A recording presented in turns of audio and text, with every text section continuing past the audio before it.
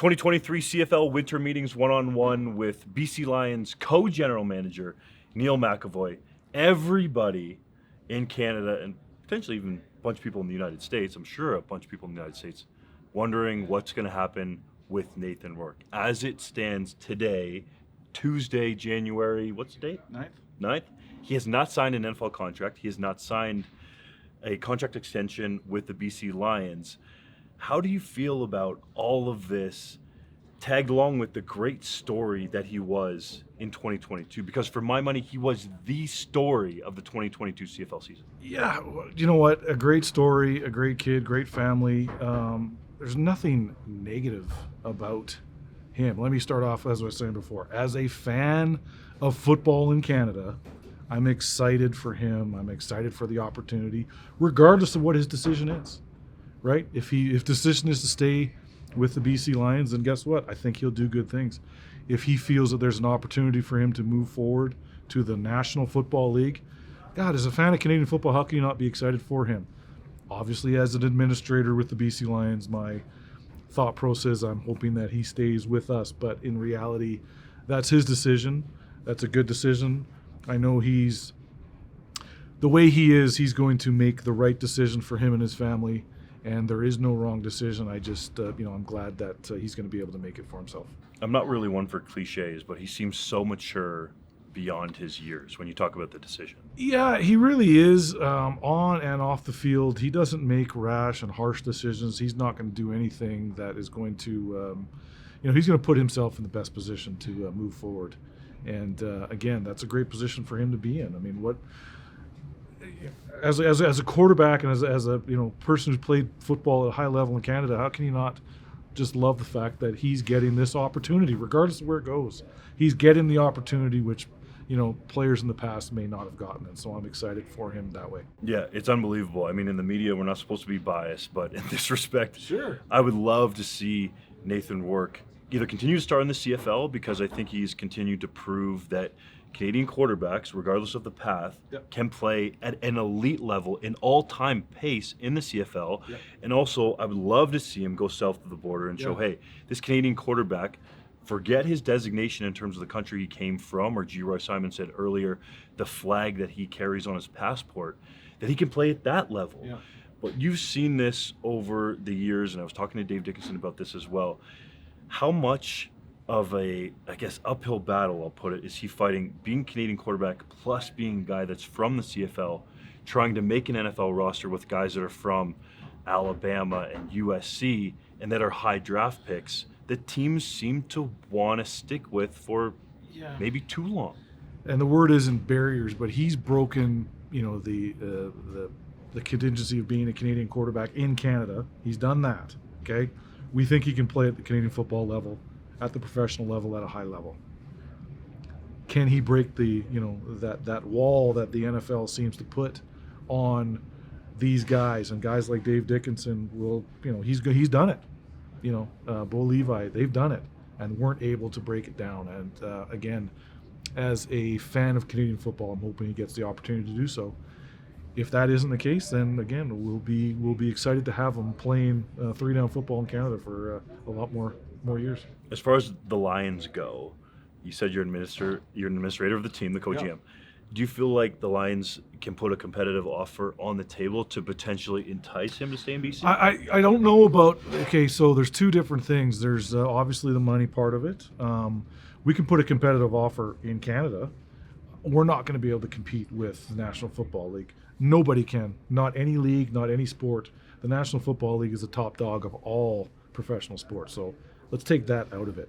What I can offer is meaningful repetitions, meaningful reps. Just look at our friend that plays for the New York Jets right now. I was at the game in Seattle a couple weeks ago, and he ran down on kickoff. I don't believe Nathan wants to be a kickoff guy. I think he wants to play quarterback. I really believe that he's going to take an opportunity, if there is one, that's going to put him on the field and not just be a fourth, fifth quarterback guy that runs down on kickoff. I don't believe that's what he wants to do. So what we can offer is reps right now, meaningful reps. time has yet to determine whether the NFL will offer him that or give him that. And like I said, back to what we were saying before, I hope for the best. If not, we will continue on with where we're going. Watching that magical half season from Nathan Rourke, we'll call it, now looking back on it and thinking about how staunch you and Rick Campbell were about him as your starting quarterback. There was not a breath of negativity about it from you guys at all. There was not even a doubt about him. Why was that? And did you see that record pace that he was on coming? Well, there's two things. The reason we did is because we saw it the year before. Michael Riley being hurt, Nathan took all the reps all year round, so much so that we almost hit it. Obviously, we kept Michael as a starter because he was, but he, day 1, day 2, he didn't throw a lot. Nathan took all those reps. Day 3, which is arguably the glorified walkthrough day, sure, Michael was out there handing the ball off, but in reality, we had to save his arm for game day. So Nathan took all the reps, and we saw it then. When Michael retired, it was an easy transition for us to say Nathan is our guy because he has been our guy. We feel that he has played at that level all year round. We're have the vision that he's going to be that guy. That being said, whatever decision, if Nathan decides to take an opportunity in the National Football League, we have the same confidence in Vernon Adams. Vernon came into our locker room, a very tight-knit group that's not easy to penetrate, and he came in and they opened up their arms and he opened up his arms and was able to succeed as a BC Lion in such a short time. So now that he's got a training camp, now that he's got a year under his belt, now that the coaches have been able to deal and talk with him and make him or learn with him and coach him, I have nothing but confidence that he's going to be able to take the realm and move us in the right direction. If Nathan Rourke does sign an NFL contract, would you want to bring in another veteran quarterback to back up Vernon Adams Jr., or do you like the guys you have? Yeah, that's a good question. I think at the end of the day, we're going to have to look at all avenues. We're very confident in Vernon. If Nathan moves on, obviously Vernon, will be he'll be with us. But again, you need 2 quarterbacks to win in this league, as we saw last year, right? Nathan got hurt, Vernon stepped up. Nathan was able to finish the season. You need 2 guys. So the easy answer is yes, we're going to have to find somebody. Do we have that guy already? Well, that's why we go to training camp. That's why we go to training camp and see what we have. Bryan Burnham retired, a great player for the franchise, was there for a long time, made tons of highlight reel catches. Dare I even ask a question, but can you replace a guy like that? Well, there's 2 things. Unfortunately for Bryan, he got hurt last year twice. 2 long-term injuries, which I believe was the start of him thinking about retirement. So we had to play without him last year for, I think, 12 games, maybe 10, maybe 11. So we know what we have already. We feel that we can replace his on-field contributions. His off-field contributions, at the end of the day, Bryan Burnham is one of the most dynamic humans on earth. He's an amazing individual. We are lucky as British Columbians and Canadians to have a guy like Bryan Burnham live within us, with our society, contribute to being Canadian. His sister still lives here. I can't say enough about Bryan Burnham, the person. Replacing that is almost going to be impossible. Replacing his on-field contributions, we had to last year. I think we're going to be able to do that. On defense, you might have to replace the on-field contributions from Matthew Betts. He's had a couple of NFL workouts. Do you envision him signing down there and having to find another guy? Yeah, I haven't thought about that as much. I know Mr. Betts is under contract for next year, and so again, we'll deal with that when it comes. Right now, we have Matthew penciled in as our starting end, and until that changes, we'll just continue to do that.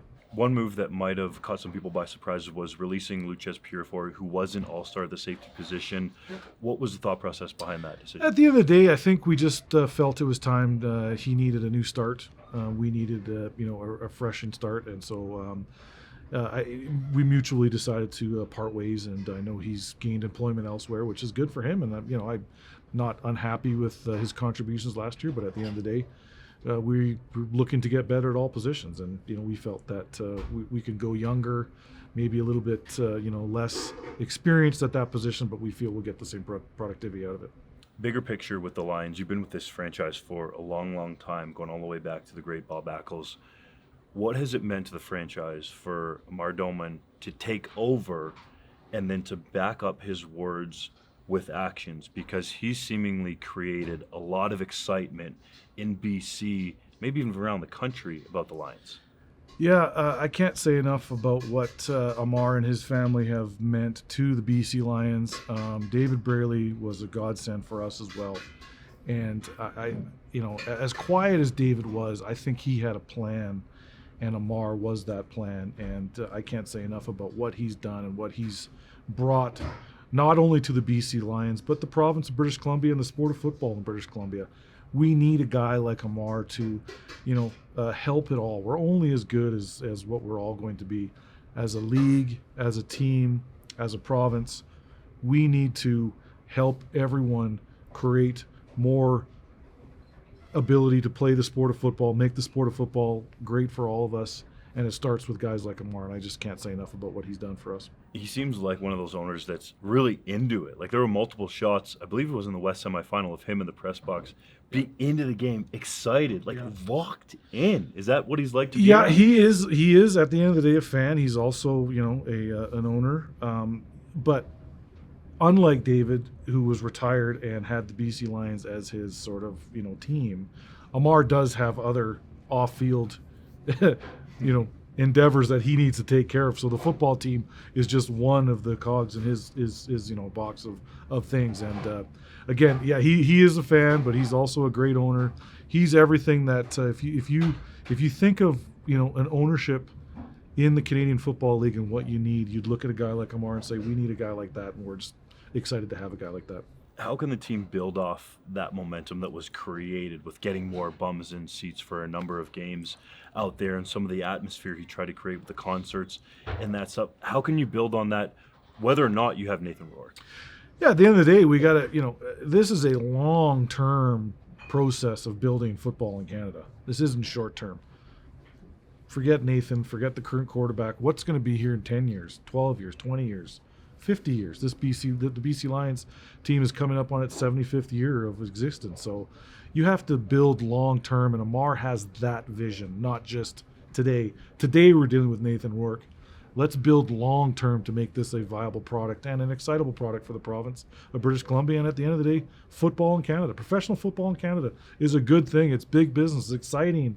It makes us talk about good things, and it makes, it's just a great sport, and I'm just happy to be a part of it. It's more fun talking about football than the pandemic that we all had to go through. But I want to ask you one more question about Rourke, because I'm curious, when these NFL teams are doing their background research and they're calling you up and they're talking to you, what are some of the questions that they ask and some of the information that they're looking for and that you give them? Yeah, I mean, at the end of the day, they're doing their due diligence. It's tough to say anything bad about Nathan because there isn't anything bad about him. He is what he is. He's a very diligent young man. He's a great family guy. What you see and hear from him is exactly what he is. He's going to lay it all out for you. So I just tell him that. He's exactly what you're getting. If you're looking for a guy who's going to dedicate his time to your organization, he's your guy. But in turn, I believe he's going to want some dedication back to himself to make his career, what it can be and what it should be. Makes sense, Neil. Thanks for sharing some time, man. Appreciate it. Thanks for having me.